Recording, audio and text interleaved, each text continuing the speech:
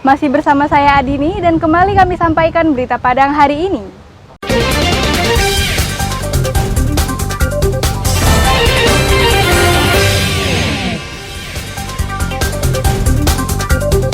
Puluhan kilogram ganja disita polisi. Sepasang suami istri yang diduga mencuri di rumah warga di Darmasraya, Minggu dini hari ditangkap polisi.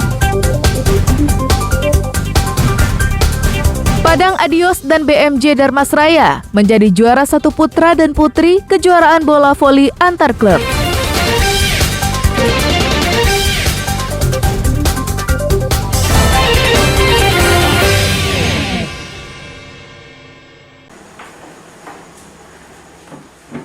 Hanya dalam tempo 2 hari, polisi berhasil mengungkap identitas siapa orang tua yang membuang bayinya. Hasil penyelidikan, ternyata pelakunya adalah sopir bus itu sendiri. Bayi yang diserahkannya ke sebuah klinik adalah anaknya dari hasil hubungan gelap dengan selingkuhannya. Menariknya, selingkuhannya ini adalah teman dari istri sang sopir. Pemeriksaan intensif yang dilakukan polisi akhirnya bisa mengungkap semuanya. Pasalnya, saat diperiksa, JE berbelit-belit memberi keterangan sehingga menimbulkan kecurigaan. Setelah didesak, akhirnya JE mengaku bahwa bayi tersebut adalah anaknya. Pasangan selingkuh JE yakni RD, warga Kota Tangah Padang, langsung dijemput polisi. RD yang datang ditemani suami sahnya juga mengakui kalau bayi tersebut hasil hubungan gelapnya dengan JE. Dalam keterangan polisi pada Senin siang, tersangka JE menyebut bahwa selingkuhannya tidak mau merawat bayi tersebut. Demikian juga dirinya. Hingga akhirnya dikaranglah cerita tentang bayi yang ditinggal di atas bus tersebut. Si perempuan kebetulan punya suami, masih punya suami. Nah, alasannya si suami ini nanya, ini bayi siapa sebenarnya? Paginya si saudari RD ini mengaku ini adalah bayi anakmu, tapi didesak lagi malam harinya. Kemudian si RD ini ngaku ini bayinya saudara Mr. J. Saat ini kondisi bayi dalam keadaan sehat dan masih dalam pengawasan polisi. JE dan RD ditetapkan sebagai tersangka berdasarkan Undang-Undang Perlindungan Anak dengan ancaman hukuman 5 tahun. Eki Rafki melaporkan dari Pariaman.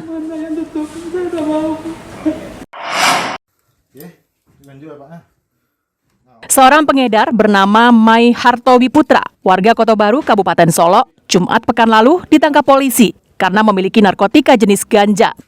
Mai ditangkap polisi di Jalan Lingkar, Kecamatan Tanjung Harapan, Kota Solo, di sebuah gubuk tempatnya menyimpan barang haram tersebut. Penangkapan tersangka berawal dari informasi yang diperoleh polisi tentang keberadaan seseorang yang membawa puluhan paket ganja dari Provinsi Aceh. Setelah diselidiki dan diintai, polisi akhirnya berhasil menemukan keberadaan tersangka. Saat digeledah, polisi menemukan 63 paket besar ganja seberat 63 kg yang disimpan di dalam karung. Rencananya ganja sebanyak itu akan diedarkan pelaku di wilayah Solo dan sekitarnya. Tersangka bersama barang bukti kemudian dibawa ke Mapolresta Solo untuk proses hukum. Selain ganja kering siap edar, polisi juga menyita sebuah telepon genggam dan mobil pickup yang digunakan pelaku membawa ganja tersebut dari Aceh. Alhamdulillah untuk Satres Narkoba Polres Solo Kota berhasil mengamankan satu orang pelaku inisial T yang telah melakukan tindak pidana narkotika jenis narkotika golongan 1 ganja kering yang kita dapatkan informasi dari Aceh yang akan disebarluaskan di wilayah Solo Kota dan sekitarnya. Pelaku kita tangkap di Jalan Lingkar, Kelurahan Balimo, Kecamatan Tanjung Harapan, Kota Solo dengan BB jenis ganja kering sebanyak lebih kurang 63 kg. Tersangka dijerat dengan Undang-Undang Nomor 35 Tahun 2009 tentang narkotika dengan ancaman hukuman minimal 6 tahun penjara dan maksimal 20 tahun penjara. Bagi Polres Solo, ini merupakan kasus narkotika terbesar dalam 10 tahun terakhir. Dari Solo, Garnadi melaporkan. Dia menitipkan di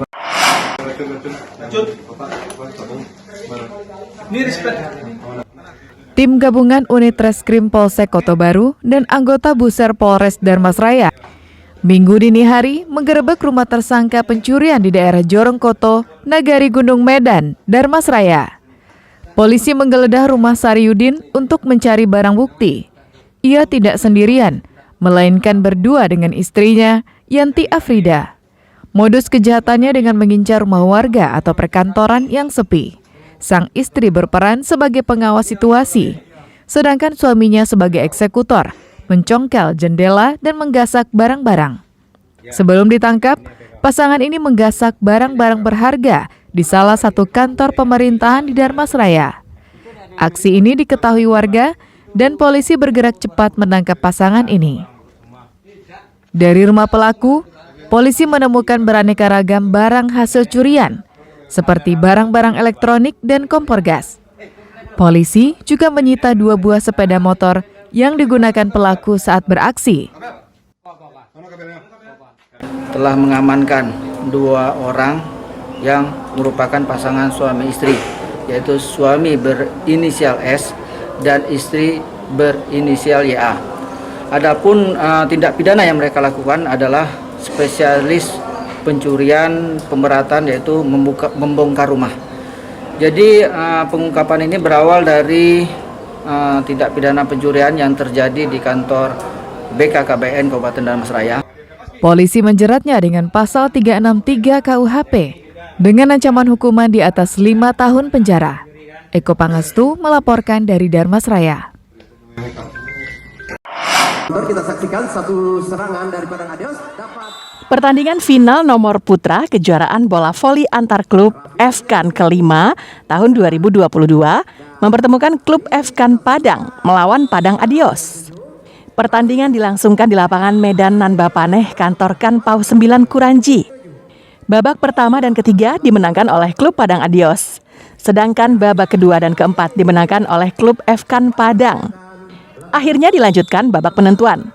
Di babak terakhir ini terlihat keunggulan klub Padang Adios pada kerjasama tim dan smash-smash tajam pemainnya yang banyak menulang angka. Sedangkan klub FKAN Padang banyak membuat kesalahan sendiri. Akhirnya babak penentuan ini dimenangkan oleh Padang Adios dengan skor akhir 3-2. Sedangkan di nomor final putri, juara bertahan klub BMJ Darmasraya memperlihatkan kualitasnya. Mereka menang dengan skor 3-1 atas klub Lasahan dari Kabupaten 50 Kota. Ya seru Pak, ya terus menegangkan juga, ya saling kompak dalam lapangan. Ya banyak lah Pak, banyak latihan tiap hari juga, fisik juga. Senang bahagia campur aduk. Prediksi kami tadi main santai, main enak, lebih menekan, tapi karena kami terlalu maaf sebelumnya menganggap remeh lawan atau kami kendor, blunder kan. Jadi permain itu bisa berlangsung dengan panjang, kami pun dibuat kelelahan oleh FKAN sendiri tuan rumah Pak. Ketua Forum Komunikasi Anak Nagari PAU 9 yang juga penggagas kegiatan ini mengatakan, kejuaraan bola voli antar klub se-Sumatera Barat tahun ini memperlihatkan bibit-bibit unggul untuk pemain bola voli tingkat provinsi. Ya, terbukti hari ini memang sebetulnya kita memiliki potensi atlet-atlet volleyball. Ini adalah peluang bagaimana kita membangkitkan batang terandam. Ya, volleyball kita yang selama ini sudah tidak bisa berbicara di tingkat nasional. Kita lihat hari ini kita punya aset itu, punya potensi itu. Tinggal bagaimana kita, ya baik itu cabang olahraga pengurus, cabang olahraga provinsi, kota, kemudian dengan pemerintah yang sinergi, pemerintah provinsi sampai pemerintah kabupaten kota, bagaimana sinergikan ini. Juara 1 mendapat hadiah uang tunai 15 juta rupiah dan piala bergilir. Sedangkan juara 2 mendapat hadiah uang tunai 10 juta rupiah.